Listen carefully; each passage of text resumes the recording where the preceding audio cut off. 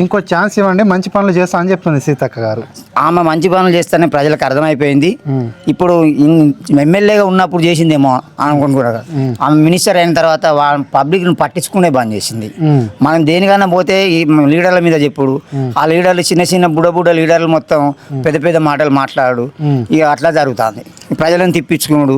ఇవాళ చేస్తా అన్న పని రేపు రా ఎల్లుండి రా అని ప్రజలకి ఆస్టకొచ్చే పనులు చేసుకొని ఆమె ఉన్న మంచి పేరు కాస్త పొడగొట్టుకుంటుంది. 2.5 సంవత్సరాల్లో ఏటూరు నగరం అభివృద్ధి అయిందంటే సీతక్క వల్లనా లేకుంటే లక్ష్మణ్ బాబు వల్ల. మా దగ్గర ఒక ఇంకుడు ఇంత కట్టించిండ్రు, కోతులు ఊళ్ళో లేకుండా చేశారు, కుక్కలు కూడా మందు పెట్టించారు. మందు అంటే అది పుండ్లు గజ్జి మందు పెట్టించారు. గజ్జి బాగా ఉన్నాయి కుక్కలకు, చాలా ఉన్నాయి. అట్లాంటి 3 పనులు ఇప్పటివరకు చేశారు, ఇంకా చేస్తున్నారు. గ్రామ పంచాయతీ నుంచి ఎలాంటి పని ఉన్నా కూడా మీరు పిటిషన్ ఇచ్చిపోండి, మీరు పేపర్ రూపకంగా మీరు ఇచ్చిపోండి, మీ ఇంటికి వచ్చి పేపర్ ఇచ్చేస్తారు అంతే తప్ప. కానీ మీ ఆఫీస్ చుట్టూ తిరిగి రేపు రాని మా ప్రాణి అని మాత్రం చెప్పుడు ముచ్చట్లు లేవు.